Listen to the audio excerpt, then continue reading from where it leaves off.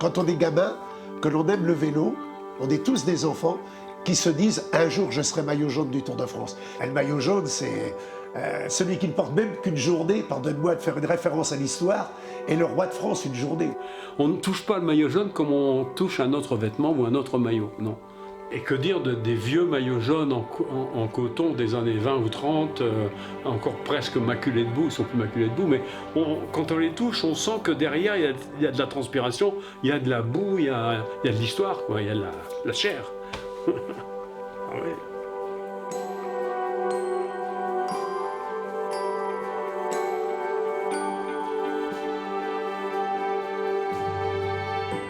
L'histoire du maillot jaune, c'est d'abord l'histoire des hommes, avec leurs rêves, leurs espoirs fous, leurs extraordinaires exploits, leurs drames, leur force jusqu'au bout d'eux-mêmes, leur tricherie, leur faiblesse, leur grandeur.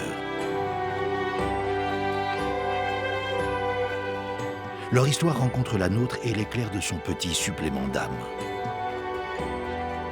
Quelles que soient les époques traversées, chacune avec ses enjeux propres, ses courants politiques, ses luttes sociales, ses modes.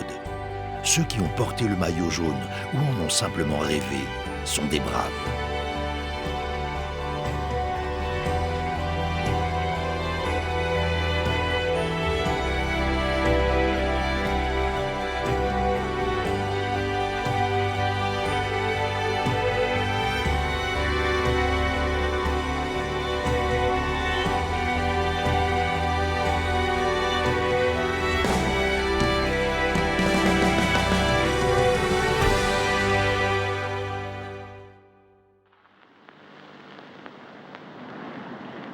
« 1903. Le premier Tour de France est une course titanesque, une folie. 60 coureurs se lancent à l'assaut de routes improbables, souvent en terre, avec des étapes quelquefois de plus de 450 km. 11 années plus tard, la Grande Guerre fauchera leurs rêves. Certains étaient des anonymes, d'autres des héros. Disparus sous les terrains, broyés des combats ou enfouis dans des cimetières improvisés, ils laissaient leur chère famille et leur lendemain.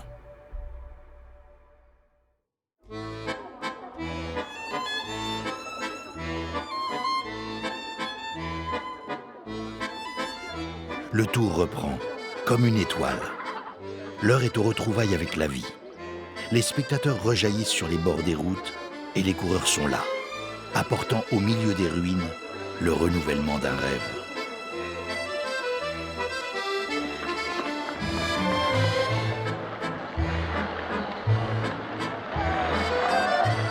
Pour Henri Desgranges, patron et fondateur du Tour, cette course doit être celle de la renaissance d'un peuple.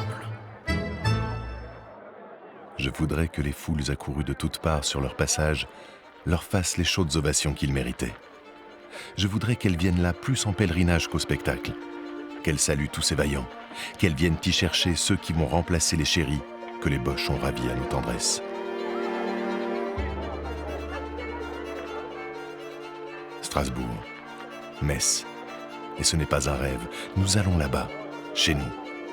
Nous verrons de Belfort à Haguenau toute la ligne bleue des Vosges qu'avant la guerre nous contemplions à notre droite. Nous allons longer le Rhin. Cette reconquête de l'Est de la France dans le Tour de 1919 passe d'abord par les Alpes. À Grenoble, c'est Eugène Christophe qui prend la tête. Il a une large avance. Et c'est là, dans cet ancien bistrot, que naît l'idée de donner à ce leader une tunique différente. On est le 19 juillet 1919. Et le maillot jaune du Tour de France, portant la couleur jaune du journal Lotto, créateur de la course, vient d'entrer dans notre histoire. Alors on lui dit Sézig, parce que Desgranges, il appelait M. Alphonse Bourget, il l'appelait Sézig. Sézig, vous avez raison. Alors, eh ben, comment qu'on pourrait faire? Ben, je sais pas, moi, mais qu'il ait un maillot spécial, quoi. Pas un maillot jaune, quoi, comme Lotto. Ce maillot jaune est celui d'Eugène Christophe, mais il s'agit d'une réplique. Vous imaginez bien qu'un maillot jaune datant de 1919, les mythes sont passés par là, d'autant plus que Eugène Christophe a avoué que, après l'avoir conquis, il s'en servait comme maillot de corps. Donc vous voyez bien que la symbolique du maillot jaune n'était pas celle qu'on connaît aujourd'hui, ce n'était pas un objet sacré pour lui. D'ailleurs, le maillot jaune, il se fait moquer par ses collègues du peloton. On l'appelle le canari, parce que la couleur jaune, enfin, c'était pas tellement dans le ton de l'époque. Et ce maillot jaune, finalement, il n'est pas tellement apprécié des coureurs au début. Et il trouve très peu d'écho dans la presse, à peine 8 lignes le surlendemain pour annoncer la remise du maillot jaune à Eugène Christophe. Cette fois-ci, Eugène Christophe la veut, cette victoire, de toutes ses forces. Elle lui a échappé en 1913 à cause d'un vélo cassé et il va prendre sa revanche. Mais une fois encore, comme dans un mauvais rêve, l'histoire se répétera. Ben, c'est là que ma fourche a cassé, vous voyez. C'est ici, cet endroit-là. Ah oui, oui. J'ai mis le vélo à l'épaule, puis la roue avant, la roue et la fourche à ma main gauche, et puis le vélo sous la droite. Celui que l'on appellerait toujours le vieux Gaulois était arrivé avec 2h30 de retard. Il ne gagnera jamais le Tour de France. C'est Firmin Lambeau qui revêt l'habit de lumière dans un pays sur lequel la guerre a laissé des séquelles dramatiques, humaines, matérielles, financières. Un crédit national pour la reconstruction est lancé dès 1919.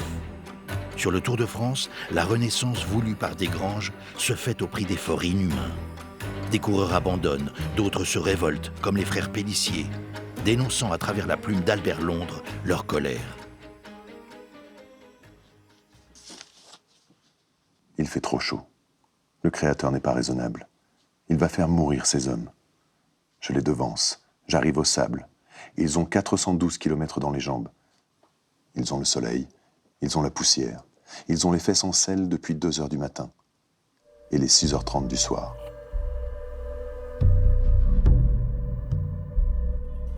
Albert Londres écrira, sans relâche. Les forçats de la route racontent le désarroi et le courage, la souffrance et le dépassement de soi. Ce sont les combats des hommes braves. Ils font écho à leur époque, désignée plus tard les Six Fabuleuses, où les industries se développent, où l'on veut pour toujours tourner le dos à la der des der.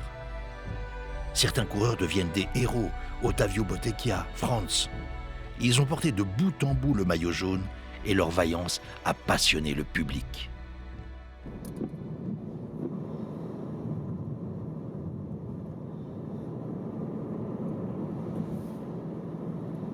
Ces héros, Jean-Marie Leblanc leur a consacré sa vie. Il a été lui-même coureur du Tour de France, puis journaliste à l'équipe, avant de diriger le Tour pendant presque 20 ans. Regardez, une superbe photo de Hugo Coblet. Vous connaissez, non, vous, hein, Hugo Coblet? Ah oui, ça c'est le dernier auquel j'ai collaboré d'ailleurs.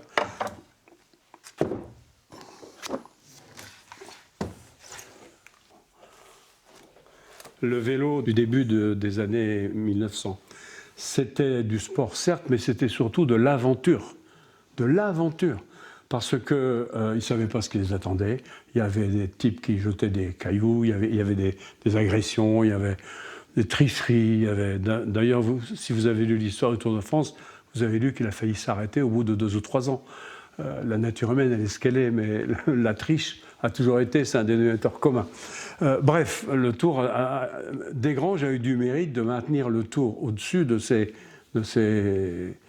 contingences négatives.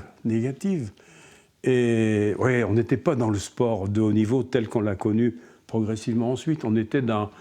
Il fallait pas une classe de cyclistes naturels, il fallait d'abord du courage. Vous allez entendre Jean-Antoine dans le compte-rendu de l'étape du Tour de France. Vous entendez le premier reportage de la journée effectué sur la route. 1929, la TSF apparaît sur le Tour de France. C'est un événement. Voici que passe le porteur du maillot jaune qui vient d'accomplir un retour éblouissant, qui, devant les voitures, monte en dansant, debout sur ses pédales, à un rythme extraordinaire. Portée par des pionniers, la radio partage d'inoubliables moments de course, recueille les témoignages des champions, leurs impressions.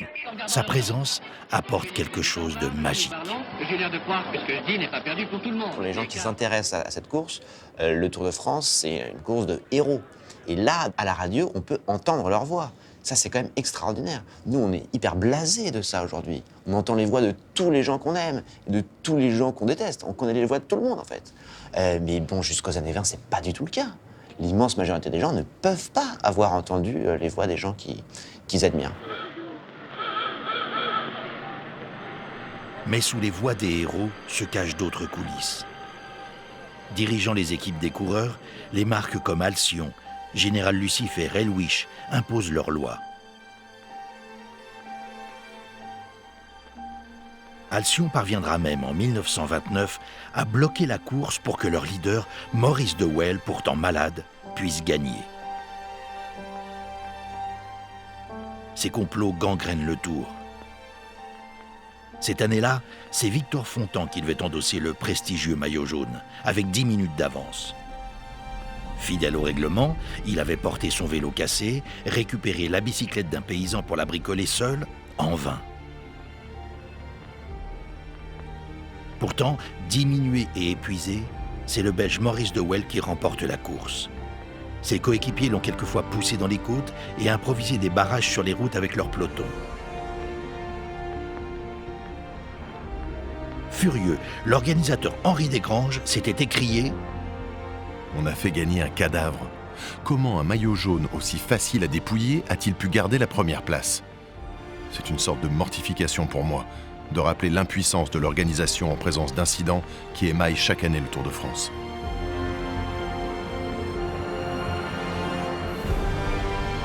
Pour enrayer cet engrenage, Henri Desgranges fonde les équipes nationales. Les vélos seront les mêmes pour tous les coureurs, puisqu'ils seront directement fabriqués par l'organisation du Tour. Tous les hébergements, les soins, les massages seront également à la charge de l'organisateur. Cet esprit d'équité redonne un souffle immense au Tour, et peut-être aussi du baume dans le cœur des sportifs.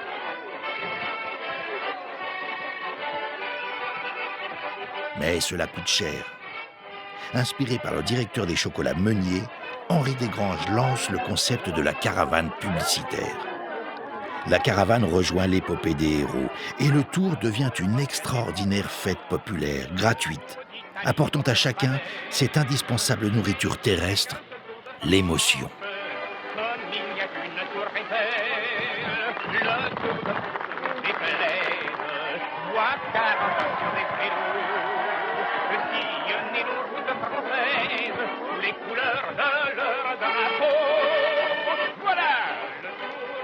Le véritable âge d'or du Tour de France démarre avec les années 30, avec la formule des équipes nationales.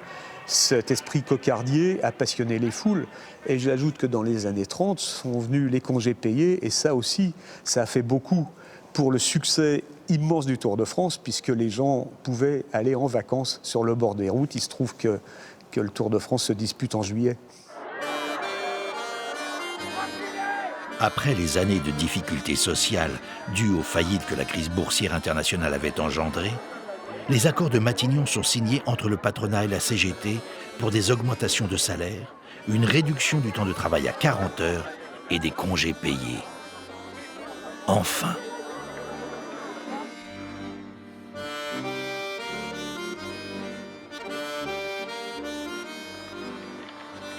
Le Tour, c'est la fête d'un été d'hommes. Et c'est aussi la fête de tout notre pays, d'une passion singulièrement française. Tant pis pour ceux qui ne savent pas en partager les émotions, les folies, les espoirs. Louis Aragon.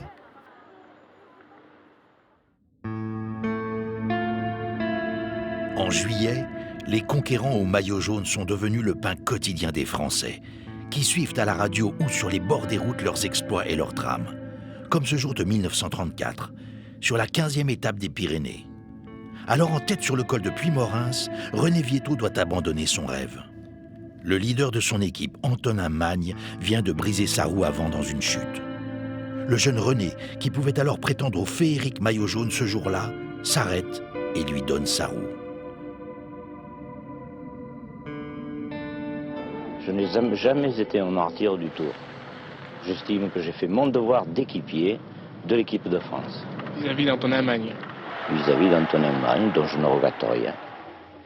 Je l'ai fait de moi-même, on ne m'a jamais commandé de le faire. Je l'ai fait de moi-même. Donc j'ai fait mon travail d'équipier, et il n'y a pas à s'alarmer comme un ouvrier va à l'usine, fait son travail consciencieusement.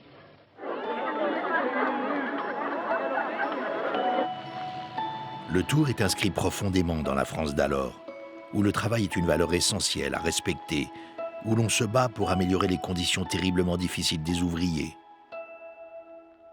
Tandis que les gouvernements se succèdent, que les montées des fascismes menacent, les coureurs ont un vrai rôle, autant social que politique. En Italie, Mussolini, observant l'impact du Tour de France, incite leur champion Gino Bartali à y participer. Il y voit des fins de propagande. Mais Gino est sur un tout autre registre, celui de sa foi chrétienne. Il gagnera ce Tour en 1938. Sa présence suscite l'intérêt de journaux communistes comme l'Humanité ou le Populaire. Les foules se mélangent, se passionnent. Les maillots jaunes, devenus de véritables reliques, voyagent désormais dans une voiture blindée, tandis que le dérailleur vient d'entrer sur le Tour pour alléger un peu les terribles efforts des coureurs. Leur popularité, leur courage, leur héroïsme demeurent pour le public l'antidote de ce monde, glissant inéluctablement vers un conflit mondial. Un arrêt du Tour, c'est un arrêt du cœur, et pas seulement pour le sport cycliste. Car chaque fois que le Tour a été arrêté, 1915, 1940, c'est parce que le monde lui-même avait perdu les pédales.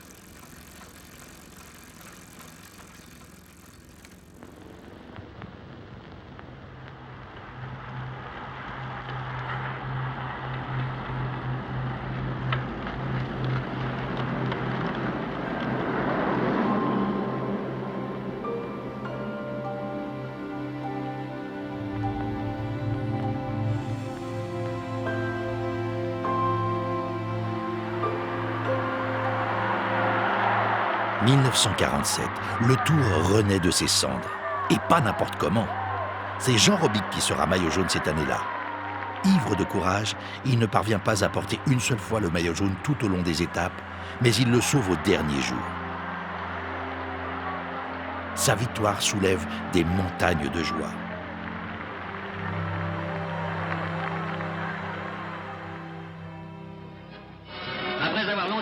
Les empreintes de la guerre sont terribles. Et le monde a besoin de rêver. Les stars participent à l'euphorie de la Renaissance. Le champion italien Gino Bartali, numéro 31, qui justifie sa réputation en gagnant au sprint la première étape Paris-Trouville et en endossant du même coup le maillot jaune. Sur le maillot jaune, les initiales de Henri Desgranges, disparu le 16 août 1940, sont gravées pour toujours. La quête pour la Toison d'Or reprend ses droits. Cette année-là, Gino Bartali revient donc en seigneur. 10 ans se sont écoulés depuis sa victoire en 1938.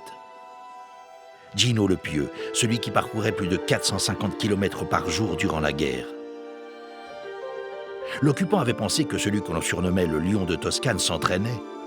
Gino, lui, priait, pédalait et résistait.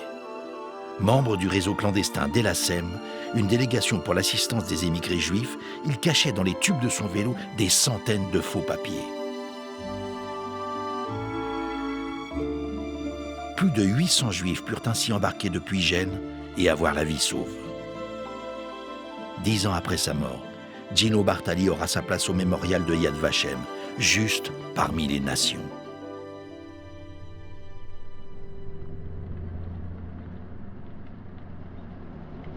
Dans la même équipe italienne, le jeune Fausto Coppi arrive. Coppi est seul et termine premier à l'Alpe d'Huez. Il est un précurseur dans la manière de s'entraîner, de préparer son vélo, de soigner son corps comme un véritable moteur. Coppi fascine Bartali, qui le déteste et l'épie, descendant dans les mêmes hôtels pour comprendre ses secrets ou l'observant sur la route jusqu'à l'obsession, cherchant la faille, désespérément. Je l'étudiais, je le regardais, le scrutais, le passais au crible, longtemps, sans me lasser, avec la volonté forcenée de trouver quelque chose. Tandis que nous roulions dans le peloton, mes yeux irrésistiblement attirés par ses mollets ne pouvaient s'en détacher. guettant le moindre indice de ce qui pouvait révéler une faiblesse. Et puis, un jour, ma ténacité reçut sa récompense. Dans le creux de son genou droit, une veine se gonflait et apparaissait sur 5 ou 6 centimètres dès que le prenait la toxémie musculaire à laquelle est soumis tout coureur pendant l'effort. À ce moment, Fausto devenait vulnérable et sa plastique s'altérait.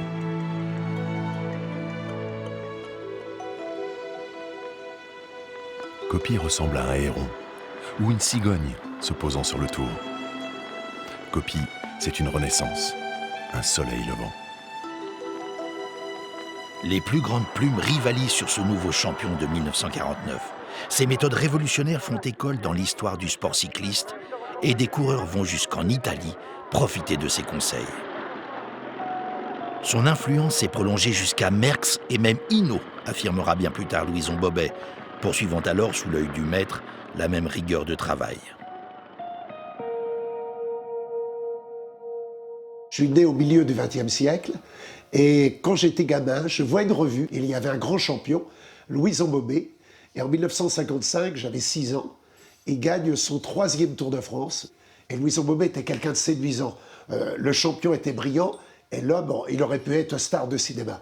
Et donc, j'ai vu cette photo avec le maillot jaune marqué L. Bobet et je suis tombé en admiration, et devant le champion, et devant le maillot jaune. Ce qui fait que dès l'âge de 6 ans, je rêvais comme métier, celui que j'ai réalisé par la suite. Bobet a conservé le maillot jaune. Et il fait un tour d'honneur qui se terminera à l'Hôtel de Ville de Paris. Il n'a plus qu'à saluer la foule, immense à la manière d'un grand homme d'État et un grand vainqueur du Tour de France 1954.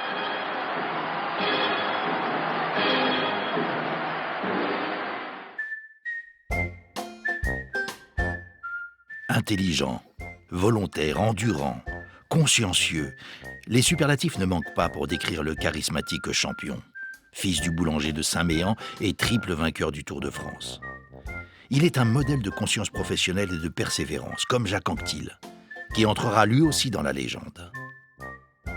Les suspens et les rêves s'entrecroisent dans le commencement de cette période nommée les 30 Glorieuses, où la prospérité et la consommation de masse sont en plein essor, et où les héros du maillot jaune, chacun avec son aura particulière, son histoire de famille, soulèvent des passions. Jusqu'aux années 50, les coureurs cyclistes, ils sont globalement assez largement comme la société française elle-même. C'est-à-dire qu'en gros, ils sont massivement enfants de paysans et enfants d'ouvriers. Et eux-mêmes, le plus souvent, ouvriers. Parce qu'en fait, les compétences techniques des ouvriers, sont, en tout cas quand ils connaissent bien comment se répare un vélo, sont hyper précieuses à l'époque. Et si vous voulez, ce qui se passe, c'est que au fur et à mesure que de moins en moins de Français sont enfants de paysans et dans une moindre mesure d'ouvriers, à partir des années 50, les cyclistes, eux, restent de façon considérable enfants d'ouvriers et de paysans. C'est-à-dire qu'en fait, les cyclistes commencent à ne plus ressembler à la société française moyenne à partir des années 50, et là, ils deviennent beaucoup plus populaires. Ils deviennent moins souvent enfants de cadre que la moyenne, moins souvent enfants de profession intermédiaire que la moyenne. En 1959, l'émotion est grande lors de l'arrivée à Namur. C'est la première fois que les images passent en direct à la télévision. Et dans cette époque où l'on vit pleinement la flamme de la victoire, on aime les premières fois, les records. La notion de triomphe, de progrès et l'accélération de la production sont très prégnantes. C'est aussi la première fois qu'un Espagnol remporte le Tour de France. Il s'appelle Bahamontes. On le surnomme l'Aigle de Tolède.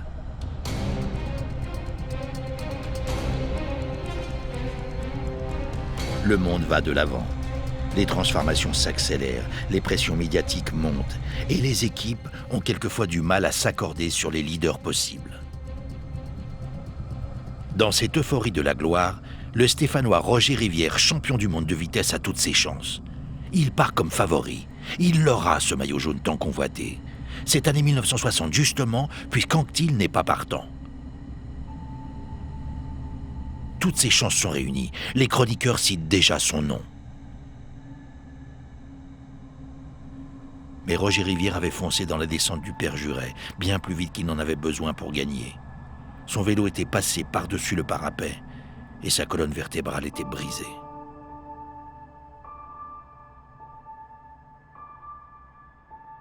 Il était sans doute destiné à devenir le surchampion tant l'étendue de ses moyens était sans limite, déclarait Jacques Godet bouleversé.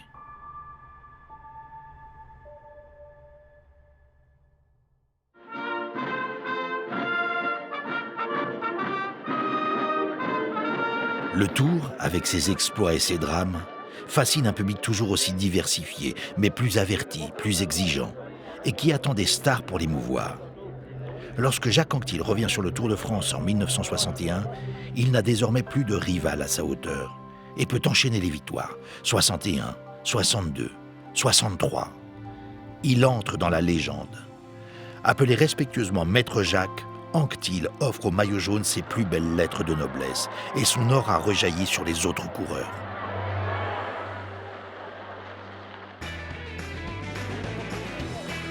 La publicité, encore interdite à la télévision, trouve dans cette course emplie de suspense une incomparable vitrine. Dans cette euphorie médiatique, un prétendant français au maillot jaune se fait une place en or, Raymond Poulidor. Tout le monde connaîtra bien vite ce fils de paysan limousin qui a commencé le vélo sur celui de sa mère en allant aux fêtes de village. Cette année 1964, son duel avec Jacques Anquetil restera mythique. Au-delà du combat de titans, il y a deux France qui s'affrontent. L'homme de la terre et le précieux sont au coude à coude sur le Puy-de-Dôme. 900 mètres de l'arrivée, Poulidor se dresse sur les pédales.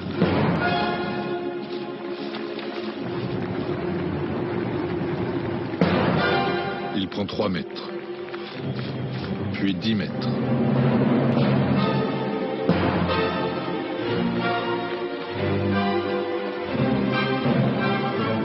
Le Normand voit partir son rival.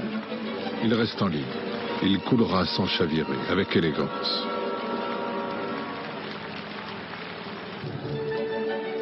Poulidor est seul face à son destin. A-t-il envie de battre Anquetil, quand une nouvelle défaite lui gagnerait davantage le cœur des Français? Que veut Raymond Poulidor?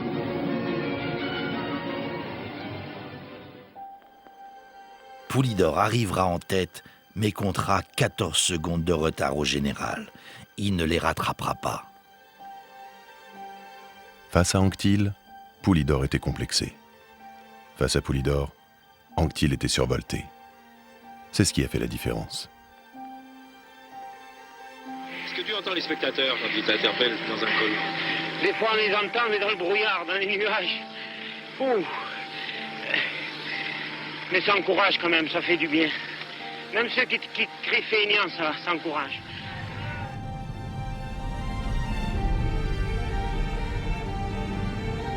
Comment citer tous les noms de ces héros dont les incommensurables efforts ont ciselé nos routes? Ceux dont on a parlé, ceux demeurés dans le silence des médias, quelquefois si injustement. Le monde a de plus en plus besoin de spectacles, de sensations, d'émotions.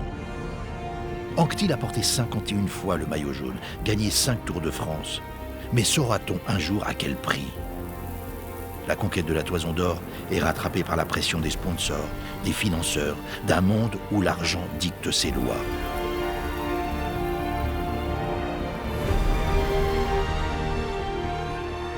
« 1967, un coureur chavire, soutenu par les spectateurs. C'est l'Anglais Tom Simpson. Devant les caméras qui diffusent ces terribles images, Tom Simpson est en train de mourir. Il avait bientôt 30 ans, un tout jeune enfant, des dettes et des rêves. Quelle est la course qui devrait vous assurer un plus grand avenir, une meilleure renommée? Bien, si je pouvais faire encore un championnat du monde, ça serait formidable. Mais à mon avis, c'est le Tour de France qui peut faire un coureur qu'on n'oublie jamais.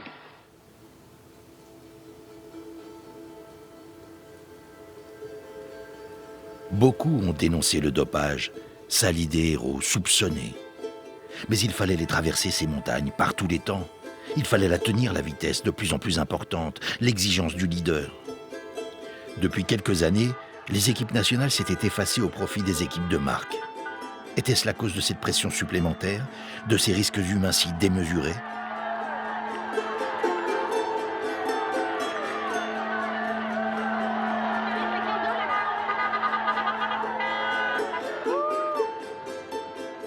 Qu'est-ce que ça veut dire fumer la pipe? Fumer la pipe, alors là, c'est se balader. Mais on la fume pas souvent, hein, surtout dans des étapes comme aujourd'hui et hier. Qu'est-ce que ça veut dire se cracher dans les pognes? Se cracher dans les pognes, c'est vraiment mettre toutes ses forces dans la bataille, hein, c'est vraiment s'employer à fond. Pour moi, il n'y a pas d'autre problème. Et qu'est-ce que ça veut dire saler la soupe? Saler la soupe, c'est compliqué à expliquer aussi, justement. Saler la soupe, ça c'est autre chose. Un coureur qui marche pas trop d'habitude, du jour au lendemain, s'il se met avec la boussole, on dit tiens, il a dû saler la soupe celui-là. Les contrôles antidoping, comme on appelle encore le dopage à l'époque, se multiplient. Mais les coureurs menacent de faire grève, comme ils l'avaient déjà fait en 1966, pour lutter contre ces perquisitions abusives, jugées inégales et souvent arbitraires d'une équipe à l'autre.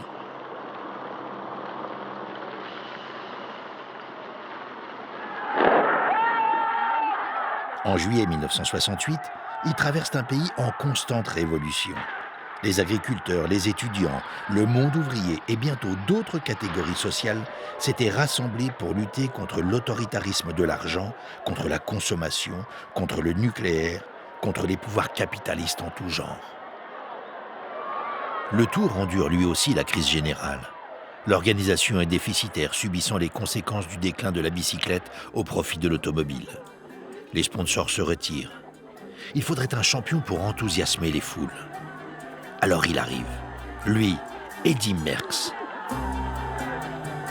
Celui que l'on surnommera très vite le cannibale. Il a gagné Paris-Nice, Milan-San Remo, le Tour des Flandres. Il transporte dès les premières étapes son maillot jaune et suscite autant de crainte que de passion. Cette année-là, 1969, l'avion supersonique Concorde effectue son premier vol d'essai et le premier Américain vient de marcher sur la Lune.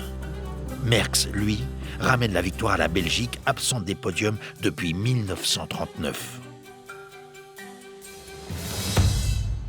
Un maillot jaune qui a marqué, c'est évidemment Eddy Merckx, qui a été le coureur qui a porté le plus grand nombre de jours le maillot jaune. Et je me souviens, lors du premier Tour de France sur lequel je venais, c'est un tour qui partait de Brest. Et le coureur qui s'est chauffé, je ne savais pas qui c'était, mais il y avait un murmure qui accompagnait ses coups de pédale. Alors je me suis avancé, j'ai vu Eddy Merckx. Et là, je me suis dit, il y a un murmure d'admiration de la part de tout le public. C'est comme si les années douloureuses s'envolaient d'un coup, comme par magie. Eddy Merckx s'empare du maillot jaune dès le premier jour et attaque tout, quitte à arriver complètement asphyxié en haut du Mont Ventoux. Peu importe, le maillot jaune n'a pas de prix et il l'aura. C'est ce que pense Luis Ocaña, qui veut battre son rival, tellement son rival qu'il a même surnommé son chien Merckx pour avoir le plaisir de lui crier « Couchez, Merckx !» Alors, en 1971, il s'accroche, Luis Ocaña, de toute son âme. Luis, ça veut dire soleil, et déjà il le porte, ce maillot jaune. Alors pourquoi pas jusqu'au bout? Ocaña est rayonnant dans son maillot jaune. Dans l'ascension du col de Mantes, il fait un magnifique soleil. Et comme souvent dans les Pyrénées, le temps change brutalement. En vue du sommet, le ciel s'obscurcit, il devient noir. Il bascule au sommet, l'orage éclate. Et il a une obsession, c'est suivre Merckx. Même si sa marge de sécurité sur Merckx est très importante, 7 minutes, il a gagné le Tour, mais il veut suivre Merckx coûte que coûte. Et il va à la faute, les freins ne répondent plus, il manque un virage.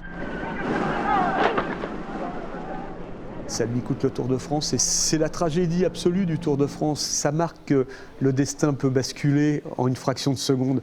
Là, 1 minute avant, il était le vainqueur du Tour, il avait réalisé son rêve absolu et l'orage éclate et tout d'un coup, tout s'arrête. Le maillot jaune déchiré d'Ocaña, c'est comme un écho à la société des années 70. On a voulu changer le monde, mais on souffre de cette impossibilité.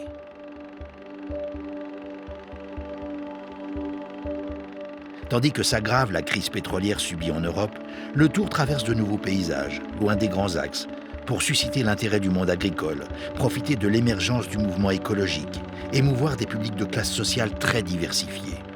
Les images sont bucoliques, mais la détresse paysanne est bien là.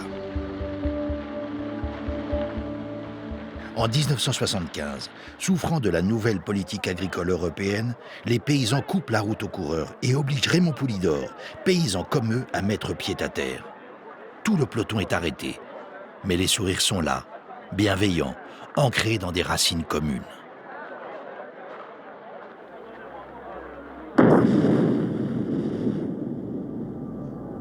Trois ans plus tard, c'est la lutte Gary, mouvement d'opposition au régime franquiste, qui commet un attentat. Les conséquences humaines auraient pu être tragiques.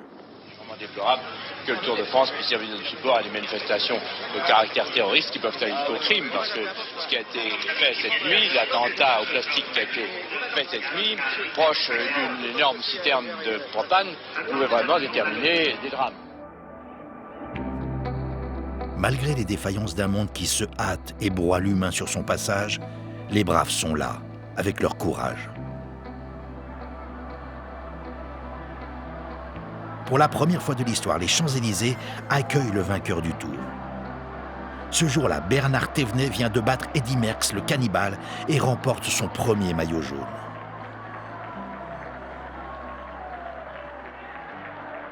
Quand j'ai vu le maillot jaune que j'avais la veille disposé devant mon lit, je me suis dit, qu'est-ce que tu fais dans la chambre de Merckx ? Richard Dio est juste à côté de lui. Richard. Bernard Thévenet, bravo, on vous connaissait surtout comme un rouleur, vous confirmez vos qualités de grimpeur. C'était dur cette étape, Bernard. Tenez, la caméra est là, la bonne. Attendez, ben voilà Bernard. Bernard, équipe française. Richard. Oui, Richard, oui. On retrouvera Bernard Thévenet tout à l'heure. Il faut suivre l'ordre d'arrivée, c'est l'essentiel, après tout dans une course cycliste. Eddy Merckx. C'est pas un chien. Eddy Merckx est à mes côtés maintenant. Non, c'est en haut du col d'Alos, oui, Merckx m'a littéralement fait exploser. Dans le col des Champs, j'ai essayé d'attaquer un moment dans le col des Champs, mais je crois qu'on était tellement en fond, surtout j'ai crevé en dernier descente. Avec la concurrence entre chaînes pour obtenir les droits télévisés du Tour de France dans les années 80, avec la privatisation des chaînes télévisées en France, le Tour de France voit ses recettes exploser. Il voit, enfin, il arrive à tirer parti, tirer profit directement des images, c'est vrai, de plus en plus belles, qu'il parvient à produire à partir de la course. Et donc, dans les années 80, cette explosion du pouvoir d'achat des coureurs, si vous voulez, elle reflète en fait l'explosion des recettes du Tour de France lui-même.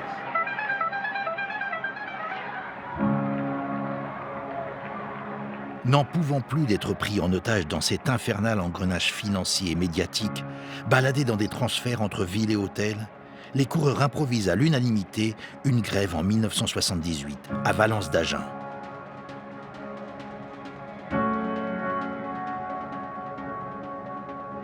En tête du cortège, Bernard Hinault, le champion aux 5 maillots jaunes. Avec ses camarades, il lutte contre cette course au rendement où tant d'hommes ne trouvent plus leur place. Et les coureurs sont d'abord des hommes, des travailleurs bien avant d'être des stars. Des hommes en attente d'une vraie reconnaissance de leurs efforts, de leurs sacrifices.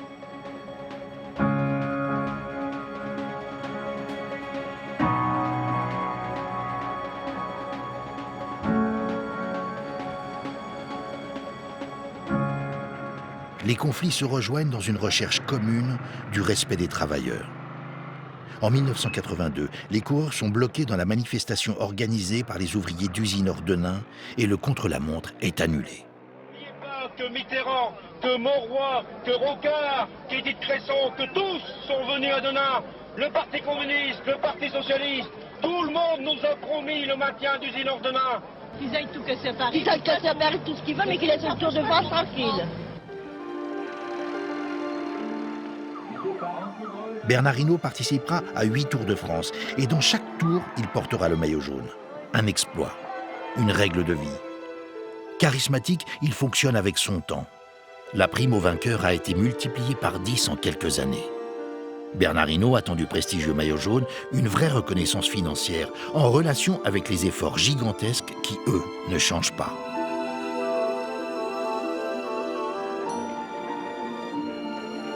Avec Bernard Tapie, il monte une nouvelle équipe entièrement vouée à la cause du champion. La Vie Claire, société de l'homme d'affaires, finance entièrement. L'ascenseur social que représente désormais le maillot jaune est fondamental pour Hinault. C'est un absolu pour lequel on donne tout. Lorsqu'il tombe à l'arrivée de Saint-Étienne et se blesse gravement au visage, il porte le maillot jaune, alors il repart. Quintuple vainqueur, il rejoindra les grands de la légende. C'est le dernier Français à avoir gagné le Tour de France.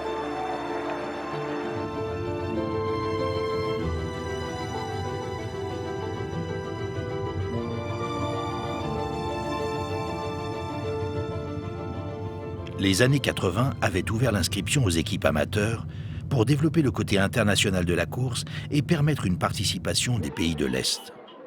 Aucun cycliste n'avait pu venir de l'Est, mais l'aventure internationale continuait. En 1985, Greg LeMond est le premier Américain à entrer dans l'histoire de la Grande Boucle. Et pas dans n'importe quelle équipe, celle de Bernard Hinault. Tandis que l'Américain permet aux Français de gagner son 5e Tour de France, cette année 1986, les rôles doivent s'inverser. Hinault a le cœur gros, mais le cœur à l'ouvrage. S'envolant pour se débarrasser des autres concurrents, rappeler à son public qu'il est toujours un champion, il se retire enfin pour laisser Greg LeMond s'emparer du maillot d'or. Dans une arrivée historique à l'Alpe d'Huez, une page vient de se tourner. À moins qu'ils terminent tous les deux en se tenant par l'épaule. J'y ai pensé tout à l'heure. Je me demande si ça ne va pas se terminer comme ça. C'est extraordinaire quand même. Ah, c'est magnifique. Je vais essayer de regarder juste sur la ligne. Puisque nous surplombons, oui, tous les deux. Et il est content, le père Bernard. Il est content. Ah, celui de la victoire, les applaudissements du public parisien américain, Michael Lehmann, vainqueur du Tour.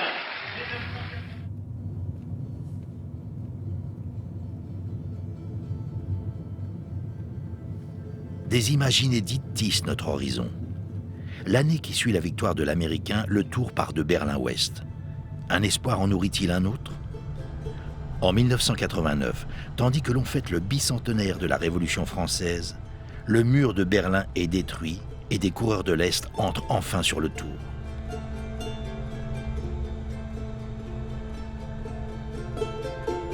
Greg LeMond, lui, revient miraculé d'un très grave accident de chasse. Son matériel est d'avant-garde. Un cadre plongeant, des cale-pieds aérodynamiques, mais surtout un guidon de triathlon doté d'un appui-coude permettant d'optimiser la vitesse et de réduire la fatigue. Celui-ci est encore interdit par le règlement. L'innovation fait-elle gagner l'Américain, perdre de la confiance aux concurrents, et ils ne sont pas des moindres? Le Français Laurent Fignon, surnommé l'Intello à cause de ses lunettes peut-être, de son intelligence surtout, est un champion que certains comparent à Coppi, Koblet, Anquetil. Sur l'ultime contre-la-montre qui arrive en plein Champs-Élysées, il se bat l'Intello, comme tous ces héros du passé, avec des forces sorties des entrailles. Mais l'Américain parvient à lui retirer sur le classement final 8 petites secondes. Et pour 8 petites secondes seulement, Laurent Fignon perd son maillot jaune. Top! Laurent Fignon a perdu le Tour de France 89. Greg LeMond l'emporte. Greg en médaillon ici sur l'image proposée par Pierre Badel et Daniel Thierry. C'est fini. Laurent Fignon a perdu le Tour de France. Moment intense, moment d'émotion, Robert. Moment terrible pour Laurent Fignon puisqu'il faut penser à lui tout en partageant.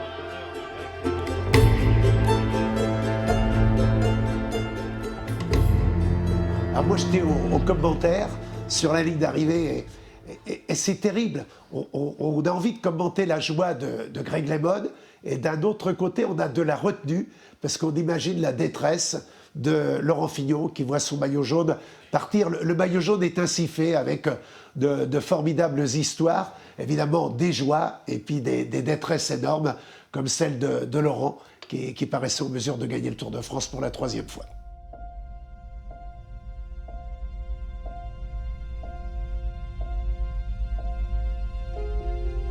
« 1,90 m, 88 kg, 7 litres de capacité thoracique, un cœur qui bat à 28 pulsations et brasse 50 litres de sang à la minute. On l'appelle Robocop, Superman. Il arrive, Miguel Indurain, le seul à endosser 5 années de suite le maillot jaune de la victoire. 91, 92, 93, 94, 95. Il est déjà présent depuis 7 ans sur le Tour et patiemment il a tissé sa victoire. On s'interroge, on suppose. Miguel Indurain, lui, est un travailleur, un fils d'agriculteur espagnol qui construit sa carrière comme on laboure son champ. Tous ces efforts pour quelques lignes de palmarès. J'aurais pu faire quelque chose de plus constructif, de plus important. Retourner la terre, comme mon père.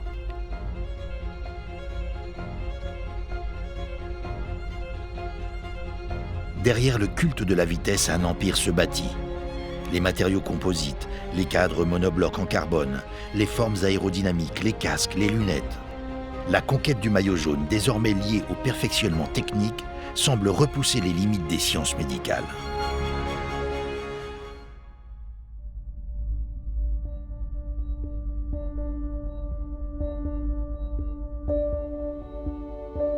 Le PO entre dans l'histoire, ouvertement cette fois.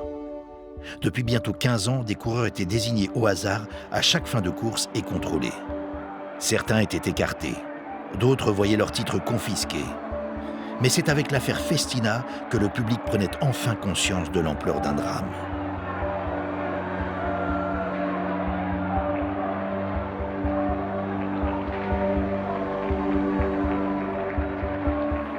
Avec l'affaire Festina, le dopage passe de l'artisanat à l'industrie. Et les médias s'emparent des affaires comme ils s'emparaient jadis des héros.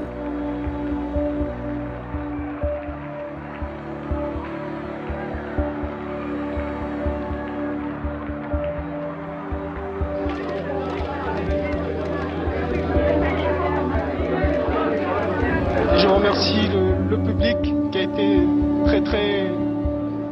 qui nous a énormément soutenus et qui va encore nous soutenir. Et je donne rendez-vous à l'année prochaine. L'affaire était grave, hein. Je ne veux pas nier qu'il y a eu du dopage. Il y a eu du dopage, mais c'est pas pour autant que les 180 coureurs du Tour étaient dopés. Il y en avait sûrement, peut-être même une majorité, je n'en sais rien, mais pas tous. Donc on ne peut pas condamner l'ensemble d'une profession pour quelques cas, même si ces quelques sont assez nombreux, quelques cas isolés. Bon, donc déjà, c'était compliqué. Hein. Ensuite, je ne voulais pas que si le Tour s'arrêtait, de mon point de vue, il y avait de grandes chances pour que l'année suivante, il ne reparte pas. Parce que... Ou alors, si on arrêtait le Tour de France, il fallait arrêter aussi le Tour d'Italie, le Tour d'Espagne et le championnat. Et tout le monde, il fallait tout déconstruire et tout reconstruire. Ça aurait pris des années, ça aurait pris du temps. Et pendant ce temps-là, d'autres sports ou d'autres événements auraient occupé le terrain. Donc, il ne fallait pas reculer. Il fallait bétonner. Il était l'homme de l'année, l'homme d'un siècle. L'homme d'une épopée qui était revenu victorieux d'un cancer et avait gagné 7 tours d'affilée. Mais en 2012, Lance Armstrong se voit retirer ses titres de maillot jaune du Tour de France et suspendu de course à vie. Il a avoué. Et ses paroles soulèvent ce voile trop lourd d'une époque que l'on voulait révolue.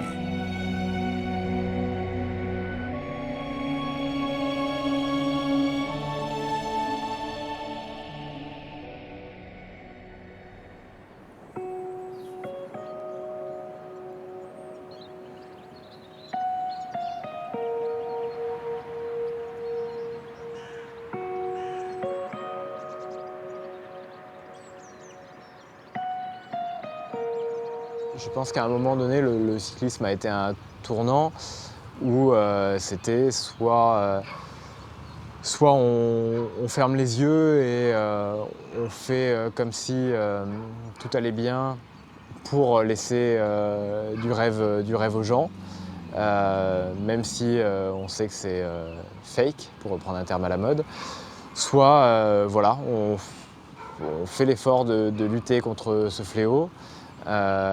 On sait que ça va être douloureux, ça va faire du bruit, mais je pense qu'on va se sentir mieux, tout le monde va se sentir mieux. Et je pense que, voilà, moi je suis très content qu'il y a une vingtaine d'années, le cyclisme ait fait le choix de la deuxième option. voilà, les clichés ont la vie dure, donc c'est vrai que le cyclisme est encore très associé à la notion de dopage, et ça je le déplore parce que moi j'ai rien demandé pour ça, j'ai juste envie de faire mon sport comme je l'aime et comme je veux le faire.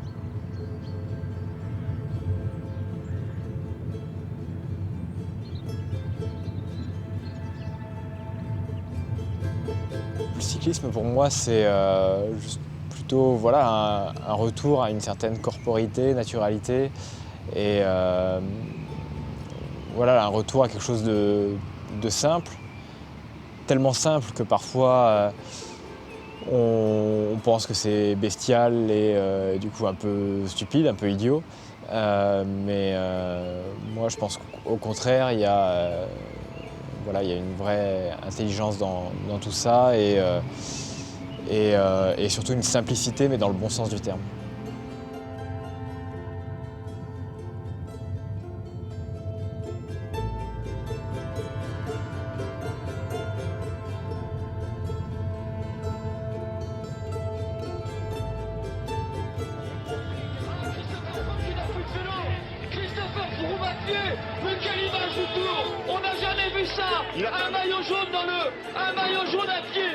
On n'a pas eu l'image, mais ils se sont accrochés très certainement. Une chute, Christopher. Incroyable image du Tour de France 2016. Un siècle s'était glissé depuis la première apparition du maillot jaune, ce 19 juillet 1919. Les oreillettes avaient remplacé les traversées solitaires. Les vélos étaient devenus des machines ultra perfectionnées. Les coureurs s'étaient transformés en athlètes, ne laissant plus rien au hasard. Dans cette quête du maillot jaune, devenue au fil du temps une quête du Graal, des failles s'étaient quelquefois ouvertes, où le public avait engouffré ses doutes. Mais les braves, eux, demeurent.